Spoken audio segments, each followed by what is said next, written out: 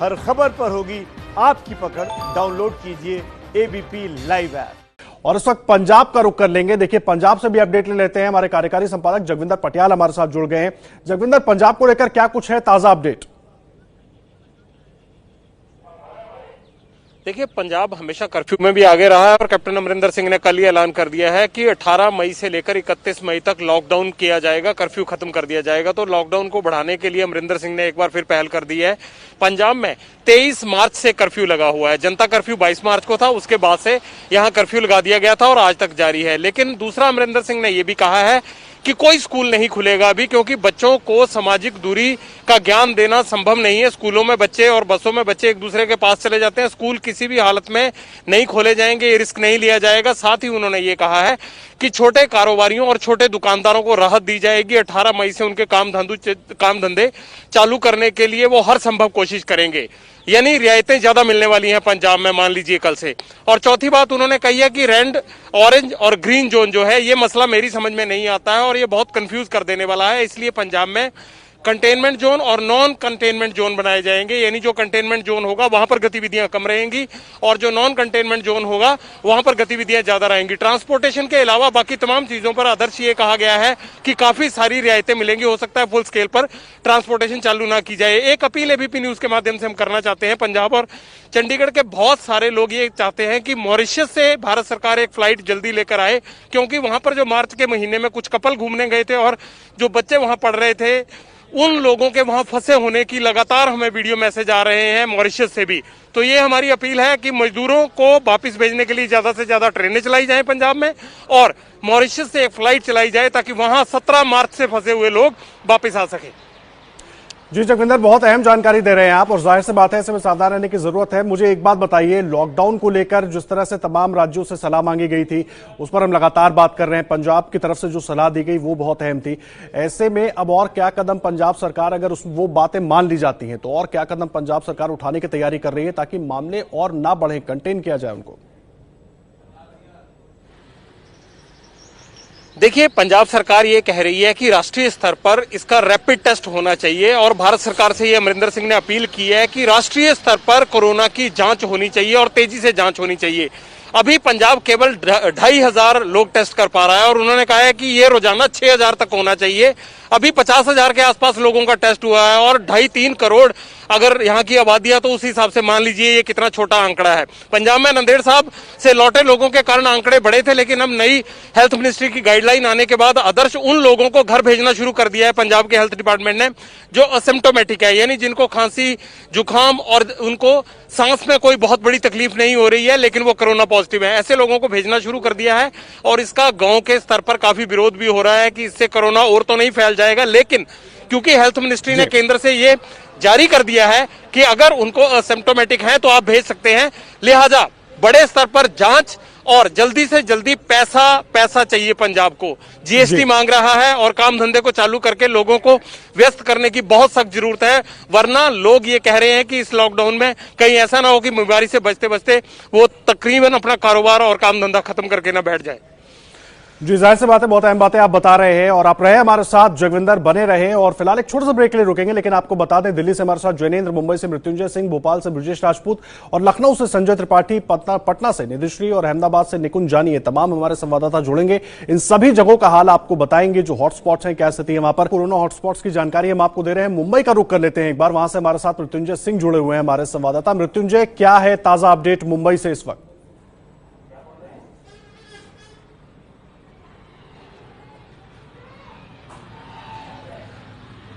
खैर, मृत्युंजय से बात करने की कोशिश करेंगे, उन तक हमारी आवाज नहीं पहुंच रही है। महाराष्ट्र में क्या कुछ है ताजा हाल वो आपको बताने की कोशिश करेंगे और साथ ही साथ देश भर में अलग अलग जगहों पर कोरोना के जो मामले हैं वो किस तरह से बढ़ गए हैं वो हम आपको बता रहे हैं। देश भर में 91,000 के करीब पहुंच गए हैं मामले और लगातार अगर बात करें तो पिछले एक दिन में करीब 5,000 मामले बढ़े हैं। बहुत चौंकाने वाली खबर है ये। और उत्तर प्रदेश का रुख करेंगे, संजय त्रिपाठी हमारे साथ लखनऊ से जुड़े हुए हैं।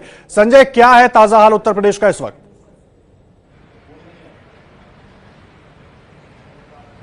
देखिए आदर्श, बीते दिनों प्रतिदिन 100 की संख्या बढ़ रही थी कोरोना पॉजिटिव की, लेकिन पिछले 24 घंटे में 203 नए मामले सामने आए हैं। और आपको बताऊंगा कि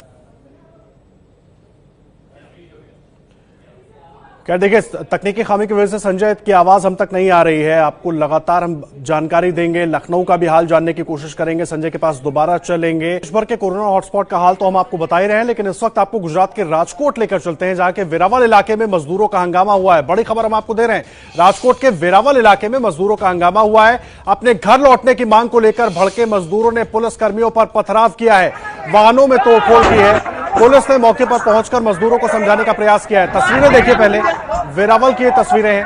हमारे साथ रौनक पटेल जुड़ गए हैं इस वक्त। रौनक, क्या है पूरी जानकारी? वेरावल की तस्वीरें हम दिखा रहे हैं अपने दर्शकों को, आखिर इतना क्यों भड़क गए मजदूर?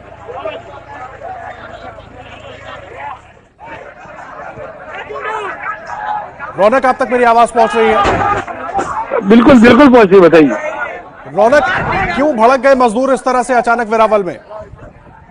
देखिए, तस्वीरें जो है सुबह में 8 से 8:30 बजे के बीच की है। राजकोट जिले का शापर वेरावल इलाका में, फिर से आपको स्पष्ट कर दूं कि अकेला वेरावल नहीं, उसका नाम जो इलाका है उसका नाम है शापर वेरावल। और वहां पर कई जो मजदूर थे वो उत्तर भारत से थे, बिहार और उत्तर प्रदेश से थे। उनको जाना था अपने वतन में, और क्योंकि ट्रेन चलती और ट्रेन के लिए जितने भी मजदूर है यहाँ से बसों के जरिए रेलवे स्टेशन तक पहुंचाया जाता है। लेकिन आज जो ट्रेन निकलने वाली थी वो ट्रेन किसी वजह से कैंसिल हो गई और वो सूचना मजदूरों तक नहीं पहुंची थी। तो मजदूरों की तादाद बड़ी थी, पुलिस ने सोचा भी नहीं था कि इस प्रकार से मजदूर जमा होंगे, क्योंकि पुलिस तो यही सोच के रखी थी कि आज ट्रेन जाएगी। जो कम्युनिकेशन गैप था उसके चल के मजदूरों को जब पता चला कि उन्हें जाने की अनुमति नहीं मिलेगी, तो बड़ी तादाद में यहाँ पर जो मजदूर थे वो हंगामे पे उतर आए। शुरुआत पथराव से हुआ, उसके बाद कुछ व्हीकल्स की तोड़फोड़ की गई, पुलिस पर पथराव किया गया, कुछ पुलिसकर्मी जख्मी भी हो गए, मीडियाकर्मी जख्मी हुई है। लेकिन खुद जो जिले के एसपी है वो वहां पहुंचे, मजदूरों को समझाया, पूरी वजह समझाई, उन्हें बताया गया कि अपने घर जाए, जब ट्रेन निकलने वाली होगी तो उनको एडवांस में सूचना दी जाएगी। अब वहां से भीड़ तितर बितर की गई है। लेकिन मैं आपको ये भी बता दूं कि ये जो इलाका है पूरा इंडस्ट्रियल इलाका है और वहां के जो उद्योग है पिछले 1 हफ्ते से शुरू हो चुके हैं, क्योंकि राजकोट ग्रामीण में इतने मामले नहीं तो उद्योग शुरू हो चुके हैं। लेकिन मजदूर जो है उनका सब्र का बांध अब टूटा हुआ है और हर कोई मजदूर ये चाहता है कि वो अपने अपने इलाके में पहुंचे, अपने गांव पहुंचे, अपने वतन पहुंचे। यही वजह है कि इस प्रकार की भीड़भाड़ होती है और इस प्रकार के हिंसा होती है और इस प्रकार की तोड़फोड़ के दृश्य भी आते हैं। आप जो विजुअल में देख रहे हैं वो खुद इलाके के एसपी हैं जो मजदूरों को समझा रहे हैं कि पूरी ट्रेन किस प्रकार से कैंसिल हुई और कहाँ क्षति हुई, उन्होंने समझाया। और फिलहाल इस वक्त मजदूर जो है वहां से निकल चुके हैं। आज जो दृश्य में देख सकते हैं वो जो सुप्रिंटेंडेंट रौनक, आप रहे हमारे साथ, एक बार पुलिस अधिकारियों ने क्या कुछ कहा है इस पूरी घटना पर, वो अपने दर्शकों को सुनवा देते हैं। आप रहे हमारे साथ। उन लोगों की एक ही मांग है कि उनको अपने खुद के घर जाना है और घर जाने के लिए समय से ट्रेनों की व्यवस्था की जाए। सर, आपके पर भी सुबह में हमला हुआ था, उसके बाद क्या कार्रवाई है? असामाजिक तत्व भी यहाँ पे है? हाँ, कुछ लोगों ने इस तरह से प्रयास किया था, उनका इस तरह का मानसिकता है कि शायद रोड पे आने से और इस तरह से हल्ला गुल्ला मचाने से हमारी मांग सुनी जाएगी। वो मैंने स्पष्ट किया सब लोगों को कि ये तरीका आपका बिल्कुल योग्य नहीं है। अगर इस तरीके को आप लोग अपने हाथ में लेंगे तो सीधे सीधे हम लोग गुना दाखिल करके और जो लोग अपने घर जाना चाहते हैं उन लोगों को मुश्किल पैदा होगी। इस वजह से सबको समझाया गया कि इस तरह की कोई भी गतिविधि में शामिल ना हो। तो देखिए, राजकोट में मजदूरों का ये हंगामा हुआ है, जहां पर जिस तरह से रौनक जानकारी दे रहे थे कि ट्रेन कैंसिल हो गई, जिसके बाद मजदूर वहां इकट्ठा हो गए और उसके बाद हंगामा हुआ। फिलहाल वहां पर मजदूरों को समझाया बुझाया गया है और वो वापस लौट गए हैं। और देखिए, देश भर में कोरोना हॉटस्पॉट्स का हाल हम आपको बताएं उससे पहले आपको एक रिपोर्ट दिखाते हैं। दिल्ली यूपी बॉर्डर पर कल रात से बड़ी संख्या में मजदूर जमा हो गए हैं। ये मजदूर अपने घर जाने के लिए यहां पर इकट्ठा हुए हैं। दिल्ली से आए इन मजदूरों का कहना है कि काम धंधा कुछ है नहीं, खाना पीना कुछ मिल नहीं रहा है, पुलिस हमें डंडे मार रही है। और यूपी गेट से संवाददाता निवेदिता शांडिल की इस रिपोर्ट को देखिए और इन मजदूरों की परेशानियों को समझिए। अपने घर जाने की राह तकते मजदूरों की भारी भीड़ इस वक्त यूपी गेट पे लगी हुई है। यूपी गेट यानी कि दिल्ली गाजियाबाद बॉर्डर। ये देखिए, आपको यहाँ पे रोड के दोनों ही तरफ इंतजार करते हुए मजदूर दिखेंगे और ये बड़ी संख्या में मजदूर यहाँ पे मौजूद हैं। दरअसल आदेश है उत्तर प्रदेश राज्य सरकार की तरफ से कि पैदल कोई भी मजदूर जो है वो ना जाने पाए, सबके लिए बसों की व्यवस्था की जाएगी। जिसके बाद से यहाँ पे ये मजदूर बस का इंतजार कर रहे हैं। हम इनसे बात करते हैं कि ये कब से इंतजार कर रहे हैं, जाना कहाँ है। नाम क्या भैया आपका? रमेश। कहाँ जाना है आपको? कब से हैं आप? हम कल से ही हैं? जी। अच्छा, बोला गया बस चलेगी, आप लोग बस आई अभी तक? नहीं, बस नहीं आई। हम लोग सब इंतजार में पड़े हैं, रात भर यहीं पड़े हैं। खाने होने का कोई सुविधा नहीं है। खाना वाना किसी ने पूछा नहीं? नहीं, हम लोग हाँ ऐसे लड़की लेकर मैं रात पड़े हैं। बाबू यहाँ पे आप रात से ही हैं? हाँ। कोई पूछा नहीं है कि ऐसे आप रहेंगे यहाँ पे, खाना वाना क्या खाएंगे? नहीं, ये जो एक अंकल आए गाड़ी से वो खाना दे, हमें खाना दे। एक अंकल आकर के वो खाना दे करेंगे। आप लोगों ने पुलिस वालों से बात की होगी, वो अभी क्या जानकारी दे रहे हैं? हाँ? वो पैदल नहीं जाने दे रहे हैं। जी भैया, डंडे से मार रहे हैं वो लोग, ऐसे बोल रहे हैं कि जाने नहीं देंगे, गाड़ी जाएगी तुम लोग नहीं जाओगे। हम लोग दिल्ली में ऐसे ही मर रहे हैं भूखे। तो गाड़ी कब आएगी ये बताए इन्होंने? नहीं बताए गाड़ी कब आएगी, जब तक गाड़ी नहीं आएगी जब तक सारे मजदूर यहीं पे रहेंगे, ऐसे ही मर जाएंगे बेशक यहीं पे। आप लोगों को ऐसे ही छोड़ रखा है। खाने पीने की भी व्यवस्था आप लोगों के लिए नहीं हो पाई है? बिस्कुट मिल रहा है, बिस्कुट से क्या मजदूर जी जाएंगे? बिस्कुट मिल रहा है खाली यहाँ पे, बाकी कोई खाना नहीं मिल रहा। ये मजदूरों का कहना है कि ये मजदूर यहाँ पे अपने बच्चों के साथ मौजूद हैं, रात से ही हैं, बस का इंतजार कर रहे हैं, लेकिन बस अभी तक आई नहीं है। आखिर ये अब क्योंकि धीरे धीरे धूप भी चढ़ रही है, ऐसे में मजदूर यहाँ पे क्या करेंगे? और सबसे बड़ा सवाल ये है कि आदेश तो है कि मजदूर पैदल नहीं जाएंगे, बसों से जाएंगे, मगर बसों की उपलब्धता कितनी है इस पर भी बड़ा सवाल उठ रहा है। कैमरा पर्सन सुजीत कुमार के साथ निवेदिता शांडिल, एबीपी न्यूज, दिल्ली। तो बॉर्डर पर ये मजदूर फंसे हुए हैं, उनका दुख दर्द आप देख रहे थे। अपडेट लगातार आपको देते रहेंगे, लेकिन एक बार क्योंकि दिल्ली से ये मजदूर आए थे और दिल्ली का क्या हाल है कोरोना को लेकर, एक बार वो अपडेट ले लेते हैं। जैनेन्द्र जुड़े हुए हमारे साथ। जैनेन्द्र, दिल्ली को लेकर क्या मिल रही है ताजा जानकारी?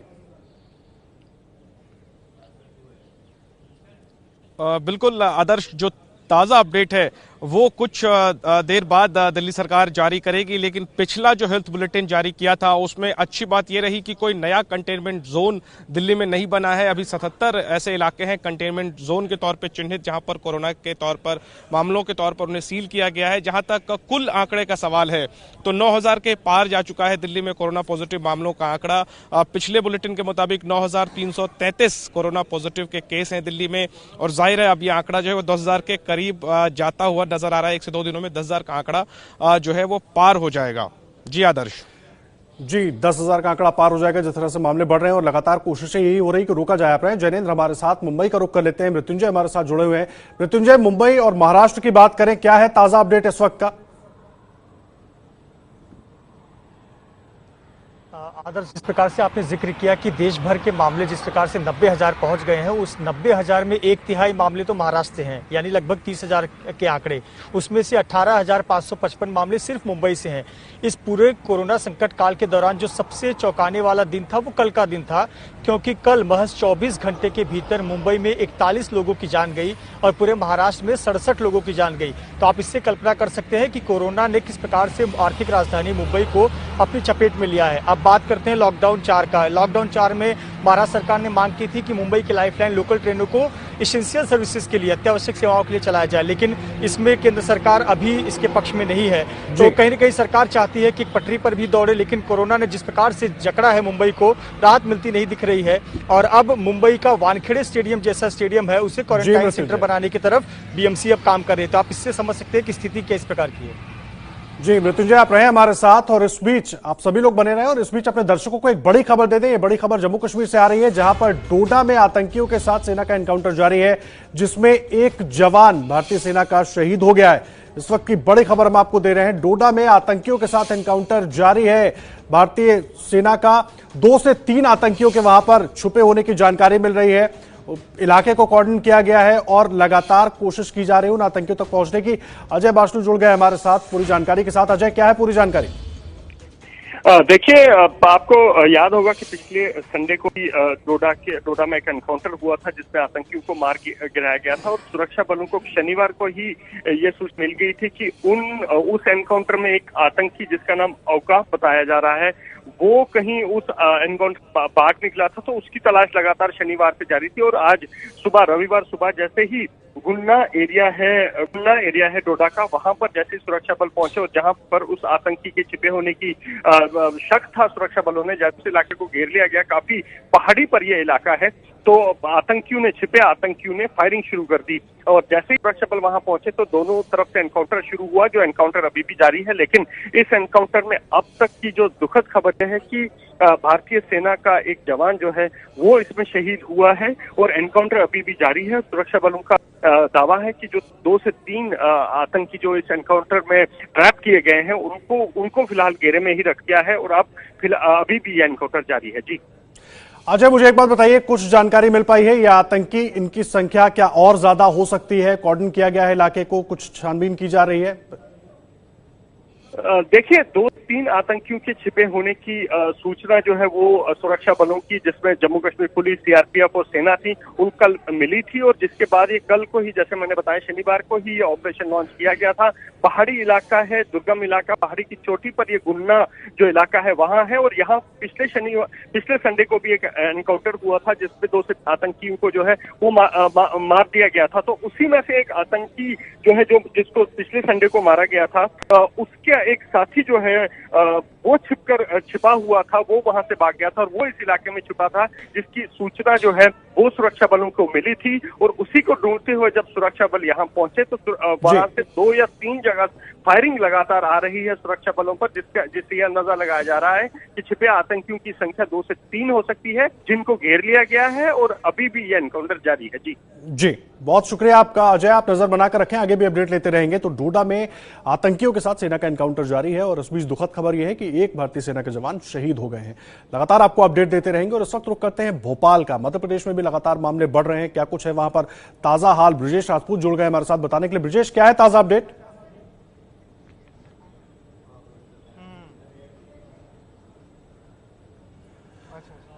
ब्रिजेश, आप सुन पा रहे हैं मुझे?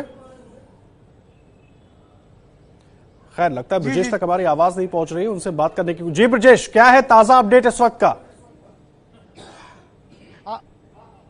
आदर्श, मध्य प्रदेश में हालत बहुत बेहतर नहीं है। कल का दिन तो बहुत गजब था कि एक साथ तकरीबन 200 नए मामले सामने आए और मध्य प्रदेश का जो इंदौर है वो देश का 7वां बड़ा हॉटस्पॉट बन गया है और जो हम भोपाल की बात करें तो वो भी 11वां हॉटस्पॉट बन गया है। पूरे मध्य प्रदेश में तकरीबन 5000 कोरोना पीड़ित हैं और जिसमें 250 की मौत हो गई है। और यदि हम इंदौर की बात करें तो इंदौर में सिर्फ माने पूरे प्रदेश में जितने हैं उससे आधे तो सिर्फ इंदौर में है। 2500 लोग कोरोना संक्रमित इंदौर में है और भोपाल में भी संख्या लगातार बढ़ रही है। भोपाल में संख्या 4 अंकों को छू गई है, यानी कि 1000 से ऊपर यहाँ मरीज निकल गए हैं। और उसमें आलम यह है कि पिछले 50 दिन में भोपाल में 1 से लेकर 1000 तक संख्या पहुंच गई और निश्चित ही बहुत हैरान करने वाली बात है। और ऐसा लग रहा है कि किसी तरह भी कोरोना पे जो काबू करने की कोशिश प्रशासन के द्वारा से की जा रही है, अभी तक ऐसा काबू में आ नहीं रहा है। लगातार रोज संक्रमितों की संख्या बढ़ रही है और संक्रमित जिस तेजी से बढ़ रहे हैं उससे प्रशासन नए रणनीति रोज बनाने में लगा हुआ, मगर अब तक ऐसा लग नहीं रहा कि कोरोना किसी तरह काबू में आ रहा है। जी, रणनीति जरूर बनाई जा रही है, बदली जा रही है, लेकिन उसका कोई फायदा होता दिख नहीं रहा है। एक बार बिहार का रुख कर लेते हैं। पटना से हमारी संवाददाता निधि श्री झा जुड़ी हुई है। निधि, क्या है ताजा अपडेट? 1200 के आसपास मामले, अभी भी बाहर से लोगों का जाना जारी है, ऐसे में और आशंका है कि मामले और बढ़ सकते हैं। जी बिल्कुल, अभी मैं पूरे बिहार का अपडेट आपको दे दूं आदर्श की 1178 बिहार में जो संक्रमित है उनका आंकड़ा है और कल सबसे ज्यादा मामले सामने आए हैं जिसमें 145 नए मामले हैं और इनमें 90% से ज्यादा प्रवासी हैं। तो मैंने पहले भी कहा कि बिहार सरकार के लिए संक्रमण प्रवासियों से ज्यादा ना फैले, ये सबसे बड़ी चुनौती है। और एक और बात है आदर्श की आंकड़ा कम इसलिए भी है क्योंकि सैंपल कम है। अभी तक 45,000 सैंपल टेस्ट ही लिए गए जिसमें 1178 जो कुल मामले हैं और आज 38 नई ट्रेनें आ रही हैं प्रवासियों को लेकर के।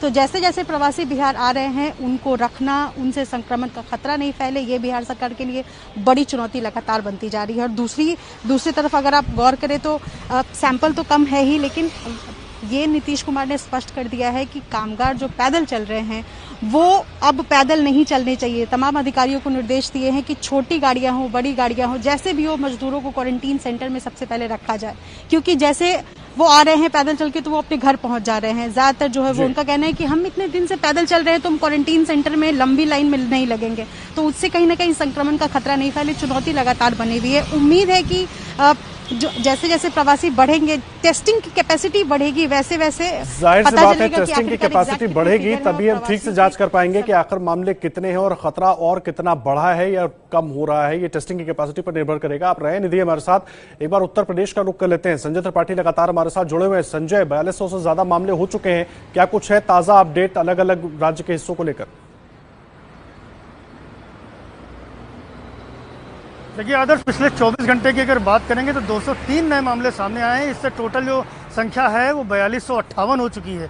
और आपको एक बात बताना चाहूँगा कि इसमें बड़ी जो संख्या है वो लगभग 100 से ज़्यादा अधिक आ रहे हैं, क्योंकि औसत जो उत्तर प्रदेश में प्रतिदिन आने का जो कोरोना पॉजिटिव के आने का संख्या थी वो 100 के आसपास थी, जबकि ये दुगनी हो गई है। तो इसमें बड़ी संख्या प्रवासी श्रमिकों का है जो बिना जांच पड़ताल के बाहर के राज्यों से उत्तर प्रदेश में आ रहे हैं। और कल लखनऊ और बाराबंकी में 7 ऐसे मामले सामने आए हैं जो प्रवासी श्रमिकों से जुड़े हुए हैं। इसके अलावा बरेली, अमेठी और पूर्वांचल के तमाम जिले हैं जहां से प्रवासी श्रमिकों के मामले सामने आ रहे हैं। तो ये एक बड़ा चैलेंज बनने जा रहा है, क्योंकि इन लोगों की कॉन्टैक्ट ट्रेसिंग करना बहुत मुश्किल है। फिलहाल तो इनको रोक दिया गया है, जिस भी बॉर्डर पर ये आ रहे थे वहां पर रोक दिया गया है, गाजीपुर बॉर्डर हो या सहारनपुर हो या झांसी हो।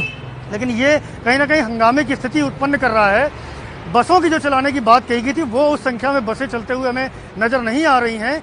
हर जिले में कहा गया था कि डीएम 200 बसें चलाएंगे, लेकिन फिलहाल वो बसें नहीं चल रही, जिस कारण ये प्रवासी श्रमिक जो है वो अपने घरों बिल्कुल बसें उस हिसाब से नहीं चल रही। जाहिर सी बात है, बॉर्डर की तस्वीरें भी हम अलग अलग जगहों से दिखा रहे हैं अपने दर्शकों को, जहां पर मजदूर आकर रोक दिए गए हैं लेकिन उनको बसें नहीं मिल रही हैं। आप सभी का बहुत शुक्रिया इस पूरी जानकारी के लिए, पूरे अपडेट के लिए। आगे भी जानकारी लेते रहेंगे। और देखिए, इस वक्त तीसरे लॉकडाउन का आज आखिरी दिन है, लेकिन प्रवासियों का पैदल अपने घरों की तरफ लौटना जारी है। औरैया में सड़क हादसे में 25 मजदूरों की मौत हो गई थी, जिसके बाद यूपी सरकार ने मजदूरों के पैदल जाने की मनाही की और भरोसा दिया कि मजदूरों के घर जाने की व्यवस्था करेगी। लेकिन बावजूद इसके मजदूर गुस्से में हैं और अपने घर जाने की मांग कर रहे हैं। तस्वीरें उत्तर प्रदेश के उन्नाव की हैं, जहां पुलिस ने सीमा को सील कर दिया है, जिसके बाद मजदूरों ने हाईवे पर हंगामा किया। रात से ही वहां पर मजदूर सड़कों पर खड़े हैं। ये उत्तर प्रदेश के उन्नाव की तस्वीरें हम आपको दिखा रहे हैं, जहां पर सीमा को सील कर दिया गया है और बाहर से आने वाले मजदूर वहां पर सीमा पर बॉर्डर पर आकर खड़े हुए हैं। वो वहां से गुजरना चाहते हैं लेकिन उनको जाने नहीं दिया जा रहा है। मुख्यमंत्री ने परसों ही अपील की थी कि जो भी जहां है वहीं रहे और हम कोशिश करेंगे उसको वहां से लाने की, जल्द से जल्द घर पहुंचाने की, ताकि किसी तरह की कोई जनहानि ना हो, कोई हादसा ना हो। लेकिन कल औरैया में हादसा हो गया और उसके बाद अब तमाम बॉर्डर पर आने वाले मजदूरों को रोक दिया गया है ताकि उनको बसों के जरिए भेजा जा सके, लेकिन संख्या ज्यादा है इसलिए हंगामा भी खूब हो रहा है। देश भर में अभी भी मजदूरों का पलायन जारी है। जो लोग पहले निकल चुके थे वो अब राज्यों में प्रवेश कर चुके हैं। अलग अलग जिलों के बॉर्डर्स पर उनको रोका जा रहा है, जिसकी वजह से दिक्कतें हो रही हैं। देखिए, महाराष्ट्र से 30 ट्रकों पर झारखंड से आए लगभग 2000 प्रवासी मजदूरों को हजारीबाग जिले में रोक दिया गया है। पुलिस इन लोगों से परिवहन परमिट दिखाने की मांग कर रही थी। मजदूर बेहद आक्रोशित थे और उन्होंने हंगामा कर दिया। मजदूरों का कहना है कि महाराष्ट्र सरकार ने ना तो किसी तरह हम लोगों की कोई व्यवस्था की, ना कोई व्यवस्था करके हमें झारखंड भेजा। झारखंड सरकार को खाना पीना और घर तक सुरक्षित पहुंचाने की व्यवस्था करनी चाहिए थी, लेकिन राज्य सरकार हम लोगों को परेशान कर रही है। ये इन तमाम मजदूरों का आरोप है। 2000 मजदूरों को हजारीबाग में रोका गया, जो 30 ट्रकों में सवार होकर झारखंड पहुंचे थे और इनको हजारीबाग सीमा पर पुलिस ने रोक दिया।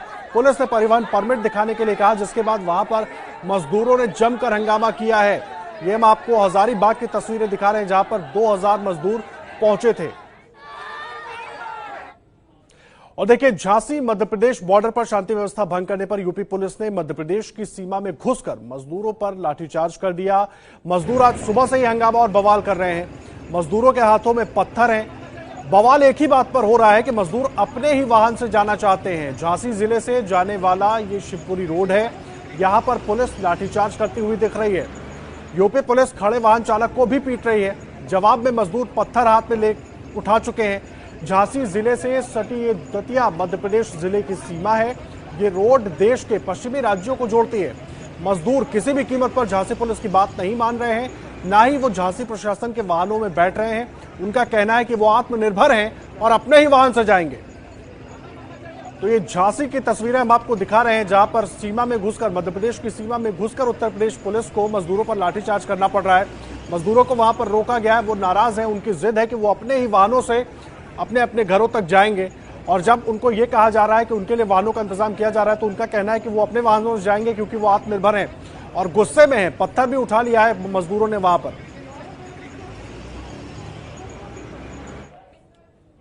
देखिए, भूखे मजदूरों पर पुलिस की लाठी चार्ज के बाद एमपी यूपी बॉर्डर पर हालात अब बेकाबू हो गए हैं। 5000 से अधिक श्रमिकों ने पुलिस बैरिकेड तोड़कर यूपी की सीमा में प्रवेश कर लिया है। तस्वीरें मध्य प्रदेश के रीवा की है। रीवा के चाकघाट बॉर्डर पर कल रात भूखे मजदूरों पर लाठीचार्ज हुआ। लाठीचार्ज के बाद आज मजदूरों का सब्र टूट गया और भारी संख्या में मजदूर बॉर्डर पर पार करने लगे। पुलिस बैरिकेड तोड़कर यूपी की सीमा में ये मजदूर दाखिल हो गए। रीवा चाकघाट बॉर्डर की तस्वीरें हम आपको दिखा रहे हैं, जहां पर मजदूरों पर पहले लाठीचार्ज हुआ था और अब मजदूरों का सब्र जवाब दे गया। बैरिकेड तोड़कर करीब 5000 मजदूर उत्तर प्रदेश की सीमा में प्रवेश कर गए। और अब आपको उत्तर प्रदेश के सहारनपुर लेकर चलते हैं। सहारनपुर में भी मजदूरों का प्रदर्शन जारी है। वहां भी मजदूर काफी संख्या में मौजूद हैं और आक्रोशित हैं। उनको भी सीमा पर रोक दिया गया है, बॉर्डर पर रोक दिया गया है। बताया जा रहा है कि पंजाब से ये मजदूर आ रहे थे, उनको बॉर्डर पर रोक दिया गया है, जिसके बाद मजदूरों में नाराजगी है। और अब तस्वीरें आप देख सकते हैं, मजदूरों के हाथ में लाठी डंडे जैसी चीजें भी नजर आ रही हैं। पुलिस अधिकारी वहां पर मौजूद है, समझाने बुझाने की कोशिश हो रही है, लेकिन मजदूरों की जिद है कि वो अपने वाहनों से जाएंगे, क्योंकि अभी तक जहां जहां वो फंसे हैं कोई सरकार की तरफ से वाहन की व्यवस्था उनको मिल नहीं पाई है। इसलिए आक्रोशित है मजदूर और वो अपने ही वाहनों के जरिए अपने घर पहुंचना चाहते हैं। सरकारी फरमान का पालन करवाना और सामने वाले की आंख के आंसू देखकर पिघल जाना, इसी के बीच में पुलिस फंस गई है। यूपी पुलिस गाजियाबाद के मोहन नगर में एक ई रिक्शा चालक कुछ लोगों को बिठाकर ले जा रहा था, जिस पर पाबंदी है। मौके पर पुलिस पहुंची तो पुलिस ने तुरंत उसका चालान काट दिया और उसके बाद ई रिक्शा चालक दहाड़ मारकर रोने लगा। कितना देर बर्दाश्त करें, मतलब कुछ भी नहीं मानोगे, कुछ भी नहीं मिलता, कुछ भी नहीं मिलता, क्या करें हम बताओ। इससे ऐसे फांसी लगा के पता अच्छा है, सही बोल रहा साहब। तो अब क्या हुआ? तो चालान करेंगे, अब बता दो, सही बात है, चालान करो। सही बोला, मैं 100% बोल रहा हूँ, कम वोट लेगा। क्यों, क्या जरूरत है बताओ, क्या करूँ मैं? गाड़ी मत चलाओ, गाड़ी नहीं चलाएंगे क्या खाएंगे? डेली कमाने डेली भाई क्या करें जब अधिकारी सही है, कहाँ बताओ। हमने धोखा रहा पैसे ले जा, चल जा, ला पैसे लेके जा, गाड़ी से खड़ी कर, लेके जा, ओए इधर आ, लेकर जा और चलाओ, मत रोटी ले आ।